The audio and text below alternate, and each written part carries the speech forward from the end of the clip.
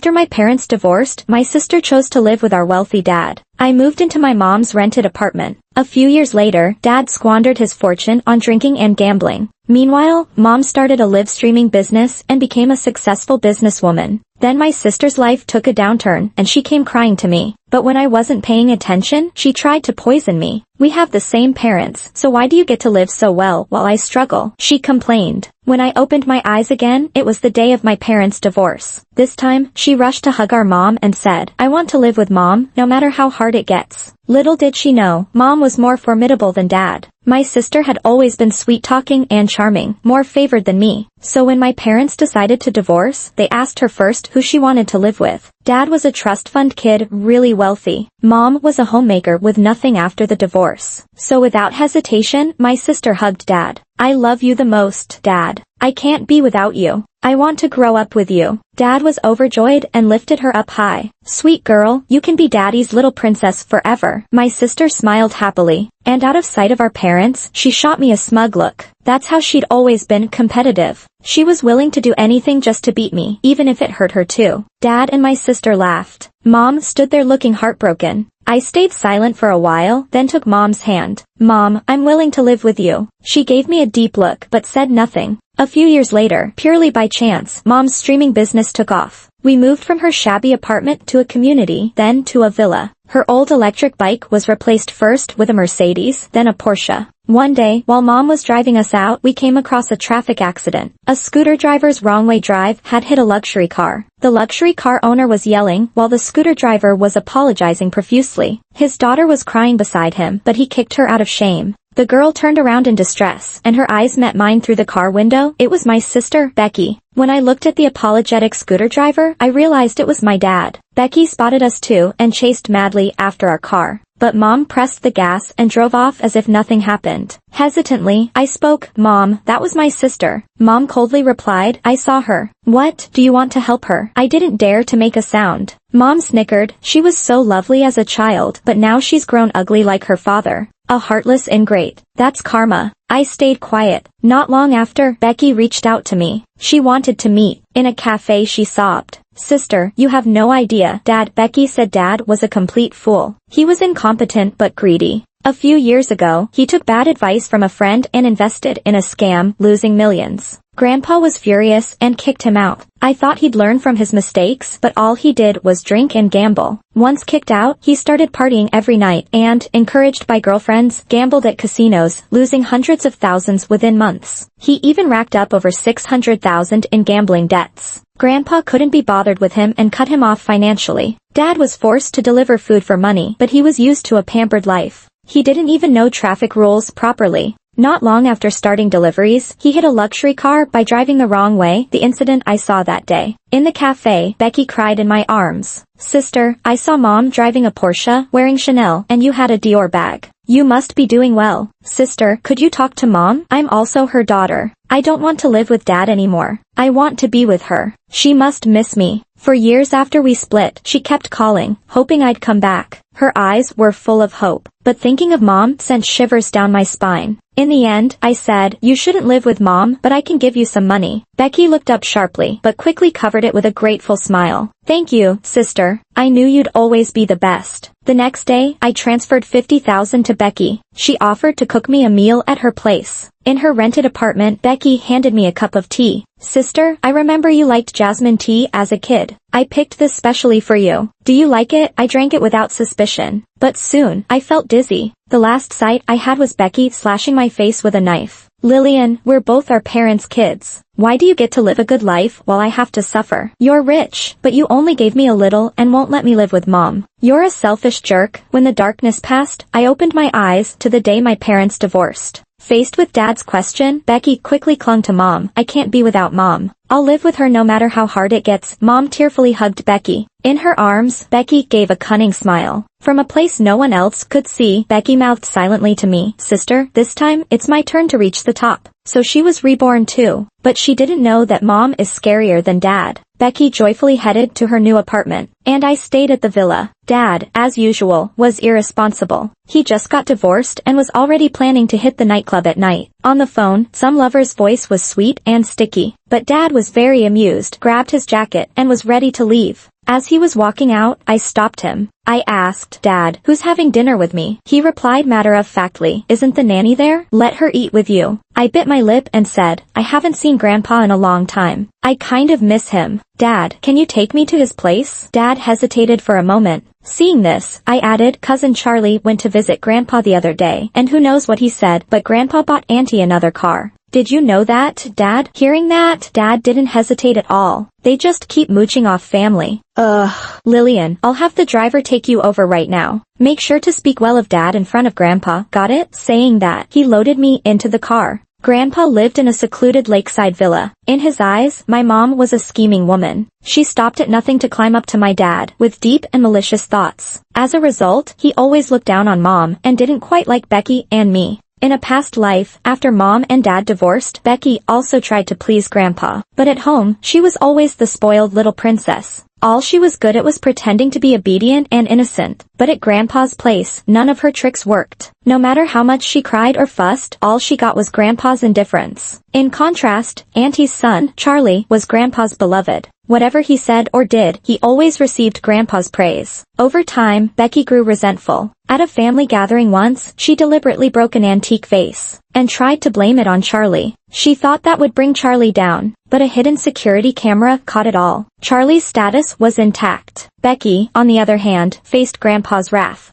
Grandpa accused her of being manipulative and ruthless, just like your mom, and told Dad not to bring her to the house anymore. From then on, Becky held a deep grudge against Grandpa. On Grandpa's birthday, Becky even posted a comic on social media. It was a vicious curse, showing death using various means to take an old man's life. Grandpa saw it, of course, but he ignored her. Later, when Dad went bankrupt, Becky's living conditions plummeted. That's when she finally thought of Grandpa, kneeling at the old house's gate, begging for forgiveness and shelter from him. Grandpa didn't even show up. The security guards dragged her away. This time has reversed. Becky was off chasing her dream life. And standing outside the lakeside villa, about to visit Grandpa, was me. I took a few deep breaths, and rang the villa's doorbell. Even if Dad had already called Grandpa to say I wanted to visit him in the study, Grandpa still looked at me coldly. I greeted him politely, and he had no intention of acknowledging me. I wasn't upset, just found a corner to sit in. Living with Mom for those years, I had faced far worse humiliations. This was nothing. In the study, Grandpa was quizzing Charlie on his lessons. Charlie, 17, was a brilliant student, a genius interested in finance and economics. Grandpa was a self-made wealthy man, but unfortunately, his children weren't accomplished. So, he genuinely admired his proactive and grounded grandson, often bringing Charlie over to discuss famous business deals from home and abroad. The questions Grandpa asked were tough. Charlie answered the first few, but this one was challenging, leaving him thinking for a long time. Grandpa wasn't in a rush, patiently waiting for his answer. I timidly raised my hand. Grandpa, can I share my opinion? Grandpa glanced at me with skepticism. You haven't even graduated middle school, what could you say? If you're restless, go outside. No need for tricks. I wasn't angry at all, smiled, and said, if my answer doesn't satisfy you, I'll go out and stand outside as punishment. How about that? Grandpa snorted.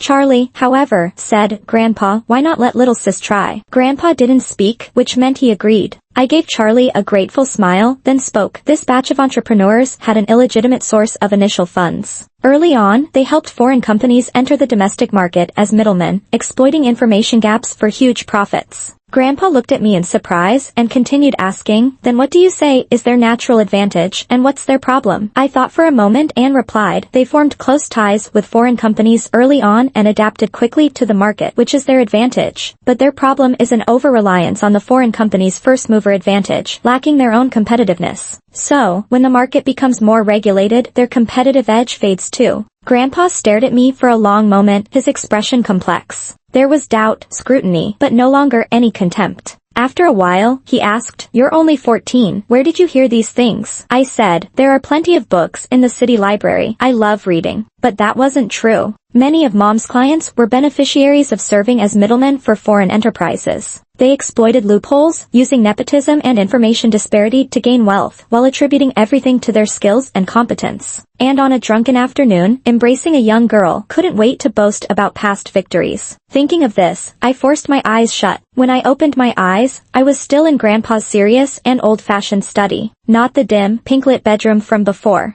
It was Charlie who gently started clapping. He said, "Lillian is only 14, but she reads and thinks really well. That's impressive." He looked at me with a warm, sincere expression. "I feel inferior to you." I quickly shook my head. It was just luck. "I don't understand the financial and economic concepts you talked about. I've got a lot to learn." After a brief silence, Charlie asked, "Lillian, do you want to study with me?" With Charlie's suggestion, Grandpa allowed me to sit in on the classes. But he still had his doubts. He suspected it was just another way to swindle money from him. So he insisted that Charlie report my progress regularly. Honestly, Charlie didn't need to monitor me, nor did anyone need to push me. My daily routine of going to and from school, practicing piano on the weekends, or hanging out at the library was the life I always wanted. How could I not cherish it? Months flew by. In Grandpa's study, I was no longer just a listener. Often, Grandpa's questions would lead to heated debates between Charlie and me, so much so that Grandpa had to intervene. At some point, Grandpa stopped looking at me with suspicion. Charlie also stopped reporting to him about me, complaining that focusing on me had cost him some time and led to him losing a small test to me. Grandpa just laughed at that. I acted like I didn't know anything and just kept working on my exercises. At school, my hard work paid off. I won first prize in a math competition. The teacher said they'd acknowledge me at the parent-teacher meeting. But, as usual, Dad was unreliable. He promised to come, but half an hour before the meeting, he told me he couldn't make it. "Lillian," he said, "I've got an important meeting. I'll have the nanny attend for me. You behave." Yet, I could clearly hear laughter from women in the background. I didn't call him out on it and calmly hung up the phone. Then, I sent the award list from the classroom chalkboard to Grandpa. In the list, my and Charlie's names shone brilliantly as leaders of the middle and high school sections. Attached was a note, "Grandpa, Dad can't make it to the meeting, but the teacher really wants to talk about my future. Can you come?" Grandpa personally showed up to the school, a treatment even Charlie hadn't received. My homeroom teacher was anxious, and the principal rushed to greet him. Grandpa calmly sat in the principal's chair and asked, "How's my granddaughter's performance? Anything she could improve on?" It was a rhetorical question. The teacher rushed to say all sorts of good things, praising me as an excellent student. Satisfied, Grandpa nodded. After the meeting, he paused a moment, then instructed the driver to head to the mall. "I noticed the girls in your class dress quite lively. Why do you look so plain? Is your dad not treating you well?" he said. In the end, he got me 6 or 7 outfits and several bags. The numbers on the receipt gave me nerves. "Grandpa, aren't you worried I'm after your money now?" He laughed heartily. "I'd be worried if you weren't." I was startled, then laughed along. Becky thought to win Grandpa over with cuteness, flattering words, and acting coy. But she didn't understand. Grandpa, a self-made entrepreneur, had seen countless sugar-coated bullets and the dark side of human nature. He didn't need, or respect, praise and flattery from the incompetent. An aging leader like him wants to see vibrant successors. And all I have to do is keep proving myself, and eventually, I'll be another Charlie, Grandpa's pride and joy. Years later, Grandpa had a study specially renovated for Charlie and me. Just as we were playing Go, news came through. Dad had insisted, despite Grandpa's warnings, on investing tens of millions in a shell company. Now, it's blown up. From the neighboring study, I could hear Grandpa's angry roars even through the wall. "Do you have a tumor on your shoulders instead of a head? How many times did I tell you that company was no good? Why didn't you listen? Forget your explanations. From now on, you're no son of mine. Get out. I'll consider you dead." My heart sank. Just like in my previous life, Grandpa was going to disown Dad. I wasn't sure if this time he'd take it out on me too and kick me out like he did with Becky. Bang, the study door flew open. Grandpa stood there, furious. "Lillian, come out." Charlie quickly stood up, blocking in front of me. "Grandpa, whatever Uncle did, Lillian is innocent." Grandpa replied coldly, "This has nothing to do with you." Charlie wanted to say more, but I tugged on his sleeve. "It's okay, brother. Grandpa must want to talk to me." Inside the solemn and old-fashioned study, the smell of poo. Tea lingered. I respectfully brewed the tea, served it, and placed the cup in front of Grandpa. Then, just like my first day here, I quietly sat in a corner. Grandpa studied me for a long moment, his aged eyes seemingly seeing through me. I remained still, letting him observe me. After a long silence, Grandpa spoke. "I plan to cut off ties with your father. What do you think?" I replied, "Dad made a big mistake by not listening. He should realize that." Grandpa asked, "You're not going to convince me otherwise?" I almost sighed. Why even bother trying to persuade? Last week when we talked about the rise and fall of a family-run business in America, I mentioned that if the family members aren't talented enough, the company should be handed over to a professional manager. You know better than me about Dad's abilities. If I tried to convince you to keep him around, I'd be betraying my conscience. Grandpa squinted his eyes and said, "If I kick him out, you'll have a tough time. Are you okay with that?" I chuckled helplessly. "The money's yours, you can give it to whoever you want. I have no say in it. As for me, whether it's tutoring or interning, I'll find a way to cover my tuition. Don't worry about me. Having a dad like that, it's just my fate, and I don't blame it." After a long silence, the teapot started to boil again. I reached out to pour some water, but Grandpa poured a cup of tea for me himself. He looked into my eyes and said, "Having a dad like him is your fate. But in your life, there's more than just your dad, there's me." Grandpa kicked my dad out of the house, but he moved my luggage into his home. From then on, I had a room of my own in the lakeside villa. I no longer had to deal with the different women Dad brought home because I became Grandpa's granddaughter. Grandpa's protected granddaughter. One day, after school, I met an unexpected visitor, Becky. She was dressed in a seductive style, wearing all luxury brands. Her makeup was flawless, with long, fluttering false eyelashes that seemed to create a breeze. Becky looked me up and down, wrinkling her nose exaggeratedly. "I heard Dad went bankrupt. I just had to come and check on you." "I mean, come on, sis. Even if the family's out of money, you can't be dressing so shabby, right?" I glanced down at myself. My sneakers had split during basketball practice today, and I hadn't had a chance to change them. My clothes were just plain sportswear, slightly worn, but I liked them because they were comfy and loose. As for accessories, I wasn't like some girls in class who loved bracelets and necklaces. Bracelets slowed down my writing. Necklaces got in the way when I exercised. So the pile of jewelry Grandpa gave me was still untouched in the closet. Seeing my silence, Becky assumed I agreed with her. She leaned back, smiling smugly. "You're so pitiful, sis. Not like me. I already have 2 Hermes bags and a bunch of pretty dresses. I live like a princess every day." I didn't want to discuss it, so I asked, "I haven't seen you at school since last year. Did you transfer?" She replied, "School's pointless. Now I learn dance every day, and Mom helps me with makeup and skincare. She says girls don't need to know much. Beauty is the real deal." She leaned in, pointing at her eyes with pride. "See my double eyelids? Mom took me to get them done. Way better than your single eyelids, right? Look at my hands. I get full body treatments every week. Mom says they're as delicate as boneless jade. Yours though, full of calluses." I opened my hand, looking at my palm. Some calluses from writing, others from hitting the gym. Soft hands can't throw a punch. I wanted hands strong enough to take on life's challenges. Noticing my silence, Becky looked even more pleased. She said, "Jealous, huh? But don't think you can go back to Mom. She likes well-behaved daughters, not you." I laughed to myself. Yeah, Mom likes well-behaved daughters. Back then, I refused to bow down, and she beat me badly for it. Becky thought the makeup, short skirts, and designer bags from Mom were out of love. Little did she know, they were tickets to a living nightmare. Those pretty dresses would be torn apart. Those beautiful faces would get ruinously used. Amid the luxury and elegance, old men enjoyed hearing young girls beg for mercy. There's no such thing as a free lunch. My dear sister, you don't realize, the price of getting something for nothing is way higher than money. After graduating high school, I got into a top business school in the US, rejoining Charlie as a classmate. Grandpa was thrilled, throwing me a going-away party. Charlie even flew internationally just to celebrate with me. During the toasts, a middle-aged man in a suit tried flattering me. Truly a granddaughter of Nolan, the apple doesn't fall far from the tree. Of course, that saying wasn't exactly right, but everyone tactfully ignored the fact that my grandpa's apple was actually a useless and incompetent fool, who was, at that moment, miserably working to pay off his debts. I nodded with a smile, raising my glass to this man. The moment I saw him, a chill ran through me. He had a mole over his right eyebrow, a scar on his ear. Underneath his suit, an ugly birthmark on his chest. How did I know this? Because he'd been a regular at my mom's place. In the pink bathroom of the luxury villa, Peter's favorite pastime was grabbing my hair and holding me underwater in the bathtub, again and again. He said my suffocation brought him immense pleasure. He said my mom took money and still needed him for business. Even if he killed me, my mom wouldn't care. So it was better if I didn't resist. Better if I went along quietly. Otherwise, his whip would tear me apart. That face, I could never forget it. Seeing my reaction, Charlie took my glass, subtly covering for me. "My sister can't handle her drink well, so I'll have it."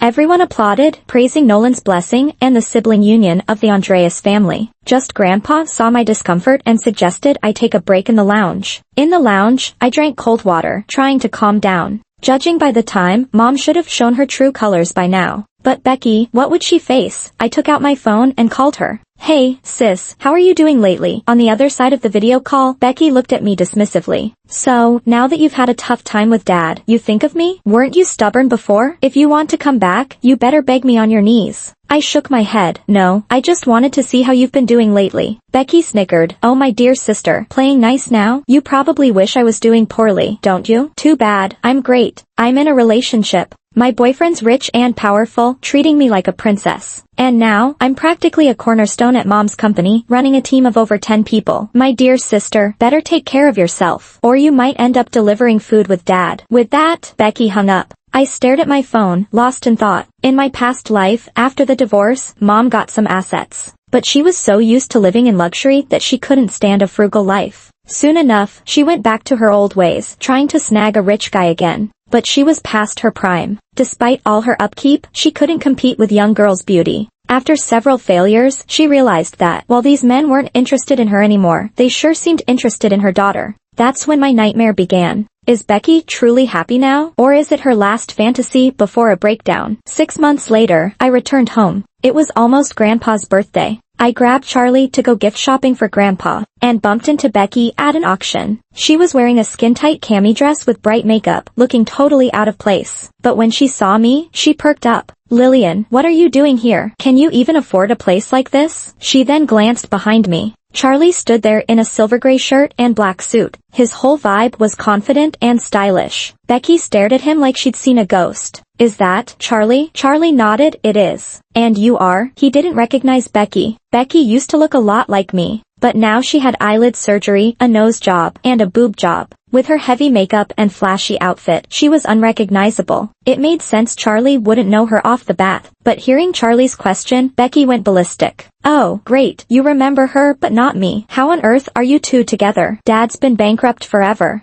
How'd you get close to Charlie? Like she solved a mystery, she suddenly gasped. You're seducing Charlie, aren't you? To escape your tough life, is that it? You shameless thing, especially since you're cousins. Now, without me saying much, Charlie pieced together her identity. His face darkened as he rebuked her. That's absurd. Becky's eyes burned, her expression a twisted frenzy. You're defending her? Did you know her family's bankrupt now? Her dad's delivering food, getting cursed daily, she gets hit too. And you defend this trash? Charlie furrowed his brow, shielding me. He spoke calmly. I think you're mistaken. Uncle was kicked out, but Lillian wasn't. She's attending a business school now. Grandpa has high hopes for her. As soon as he finished, Becky looked like she'd been struck by lightning. What did you say? That's impossible. Lillian should be delivering food with Dad, not in college. I was too tired to deal with her and grabbed Charlie, ready to leave. Becky blocked my way. How could Grandpa favor you? He's not even interested in me. How are you worthy? She looked me up and down, as if finding a reason. Is Grandpa a pedophile too? He likes them young. That old creep completely fooled me. If he'd just reached out sooner, I have plenty of young girls under me too. I slapped Becky hard. Talk bad about me all you want, but leave Grandpa out of this. That slap was for Grandpa. Becky tried to hit back. A middle-aged man stopped her. He had a mole above his right brow and a scar on his ear. It was Peter, the very man my mom wanted to impress in my past life. He held Becky tight, apologizing over and over to Charlie and me. Sorry, she has some mental issues. It's my fault, truly. Didn't mean to offend the Nolans. So, Becky's so-called rich and powerful boyfriend was Peter all along. That's just sad. She thinks clinging to power means every girl must sell herself to get a piece of it. I shook my head and said, keep your woman in line, Mr. Fong. Peter nodded repeatedly. But in his arms, Becky kept struggling. He's my grandpa too. Get it straight. He's my grandpa. Peter slapped her again, barking, shut up. Nolan only has 2 kids. Don't claim relations when you're just a seller. With a guilty glance at Charlie and me, he dragged Becky away. That day at the auction, I managed to snag one of Grandpa's favorite landscape paintings. Though my mood was far from up. Don't get me wrong. Becky got exactly what she deserves. I'm not upset for her.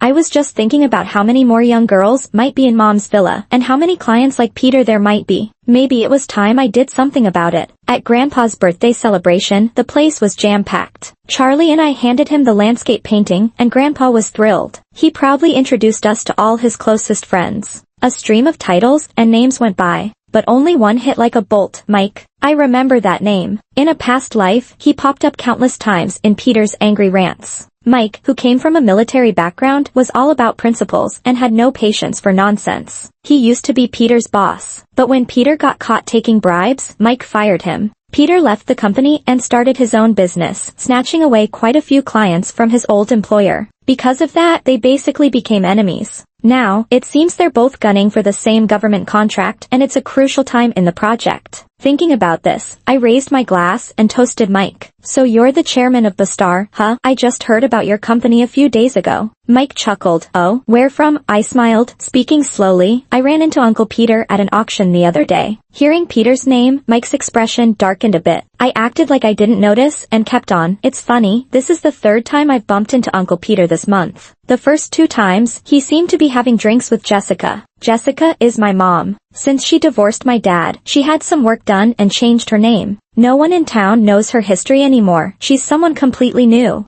Over the years, she built a business from scratch through online streaming, growing it into a sizable venture. She's now a popular female entrepreneur. Outsiders see her as a self-made success story, but insiders know her so-called company is just a sleazy front for shady dealings. The moment the names Jessica and Peter were linked, Mike seemed to catch on immediately. You said, Jessica? He asked. I replied innocently. Yeah, that lady's really pretty, and so are the girls around her. But the uncle sitting with them looked familiar, like I've seen him on TV. Mike's eyes lit up. He quickly filled his glass, clinked it with mine, and drained it in one go. Lillian, your grandpa was right. You really are a lucky star. I didn't know what using a borrowed knife to kill meant. Or hitting a bull with a whip that hasn't hit it yet. I just knew that one day, while scrolling through my phone, I discovered that Mom's company had shut down and she was in custody. The PR managers residing in her villa all ended up in the detention center too. Law enforcement shared some info with reporters. They mentioned receiving reports about corruption and scandalous deals, took it seriously, launched an investigation, and gathered solid evidence. Later, once the court ruled, they'd put those involved behind bars. In the news report, the detainees' faces were blurred out, but I could still recognize the man with the ugly birthmark. It was Peter.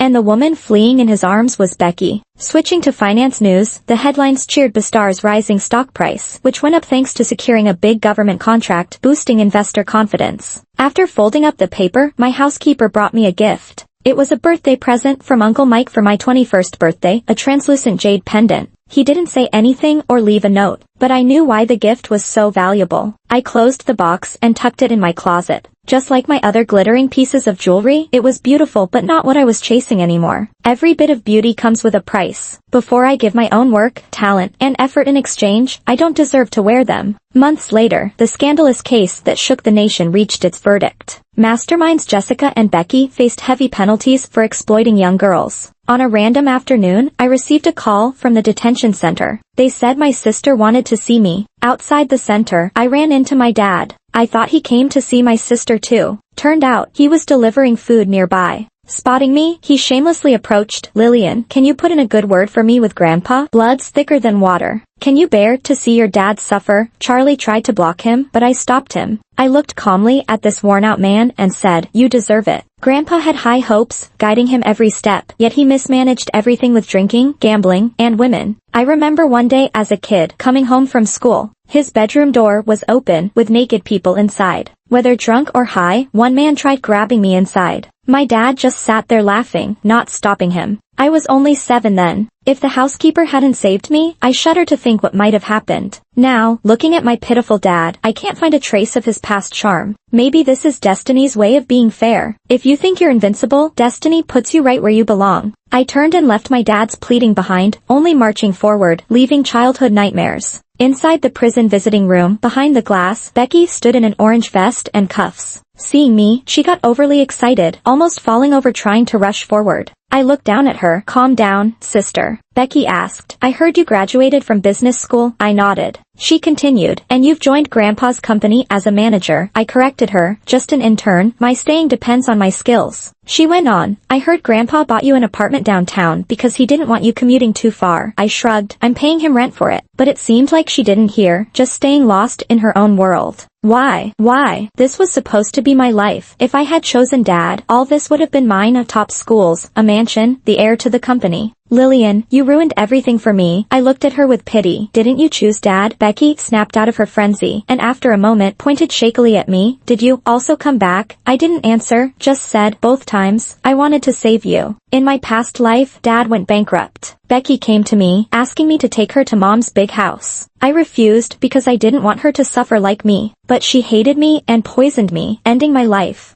This time around, I met Peter and realized Mom might be up to the same tricks, so I called Becky, but she didn't see it as shameful. She was actually proud and helped Mom suppress other girls. A news report exposed it, saying Jessica was awful, selling her daughters for profit. But Becky was worse, aiding in the evil, coming up with tortures that were even crueler than Jessica's. Looking at the person crying behind the glass, I felt no sympathy. Becky, no matter what you choose, your ending won't be good. Because your intentions have always been wrong. You see people as tools to gain wealth and comfort, chasing a lazy dream your whole life. Even when tormented by old men, you thought it was more honorable than working. Grandpa never misjudged you. Like Dad, you're indulgent. Like Mom, you'll stop at nothing. Selfish and ruthless. Becky laughed and cried, almost losing it. No, I need another chance. I need to start over. She lunged at me, a twisted expression on her face. But she forgot there was a thick layer of glass between us. She slammed into the glass with a thud. Then the guards dragged her away. Her sharp cries echoed down the hall. Lillian, you won't die a good death. I just smiled. Not die a good death? Who really won't die well? When I heard Jessica had died, I had already rotated through different departments in the company. I heard Jessica happened to be in the same cell as a mom of a victim girl. That woman was a scam artist, tricking everyone just to make money for her daughter's medical treatment. But once jailed, her daughter was lured, tricked, imprisoned, and tormented by Jessica. One night, that mother found a way to end Jessica's life. They said Jessica died horribly. On the phone, a staffer asked if I wanted to claim her ashes. I said, no need. Discard them. Whatever, it doesn't matter. Really. I hung up the phone. I just kept working on my plan. During my rotations, sometimes I complained to Grandpa about the crazy overtime, saying it was wearing young people out. So Grandpa took it seriously, demanded efficiency, and put an end to useless overtime. He even fired the HR people and department heads who brought the overtime culture into the company. By then, Charlie had become the backbone of the company's divisions. He's always been sharp, and having Grandpa's influence from a young age, he knew the market inside out. Sometimes he faced problems being too far from the front lines, with info not flowing smoothly, so he'd come to me for help. I'm not a genius, just hid my true identity when I got hired. So I was able to mix with the front lines, hear gossip, eat popcorn over others' stories, and tell Charlie who the people were that employees hated but bosses loved. Then Charlie would swoop in and be the hero in everyone's eyes. On Friday, Charlie picked me up to go to Grandpa's for dinner.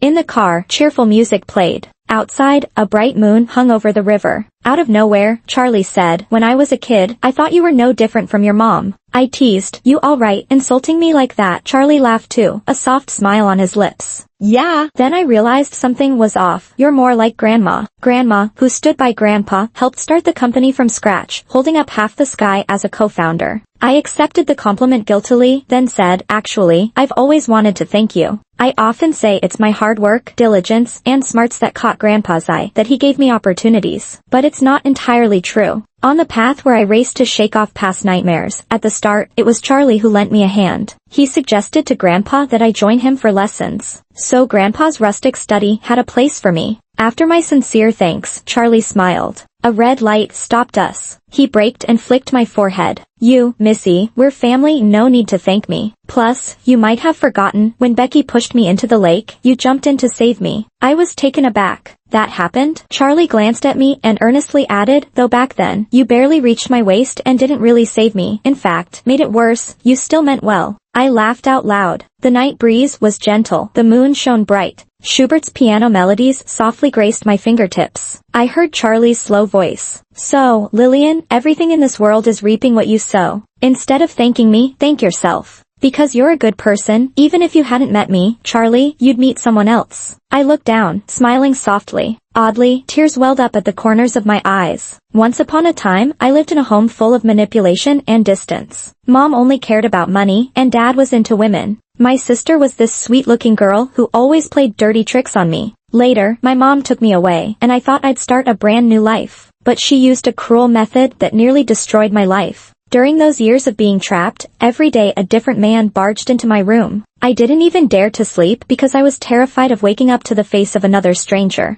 What I couldn't wrap my head around was that my mom was the one who handed me over like a gift. She was supposed to be the one who loved me the most. Mom, why did you do this? Mom, I'm your daughter. Countless whys tangled up, becoming the knife on my wrist, the sleeping pills I'd swallow, the despair of not even being able to die. But luckily, everything changed. Now, I have a serious yet loving grandpa around and an impressive, honorable brother. They care for me, watch over me, and support me as I grow freely. My bedroom's cozy and cute, surrounded by kittens, puppies, and the Financial Times. All that darkness, pain, and terrifying breathing is far away from me now. I wiped away my tears, turned to look outside the car window, and gazed at the big, bright moon. Charlie noticed but kindly didn't dig deeper, casually changing the topic. Grandpa secretly asked me what birthday gift to get you. I thought for a moment and said, don't buy anything. I just want his fried rice. Charlie laughed exaggeratedly. No way, Missy, you're that easy to please? I laughed. Yep, isn't his homemade meal enough? Someone's willing to make me happy. Someone's willing to cook for me. And I can stand in the sunlight, living clean and fearless. That is the best gift life has given me.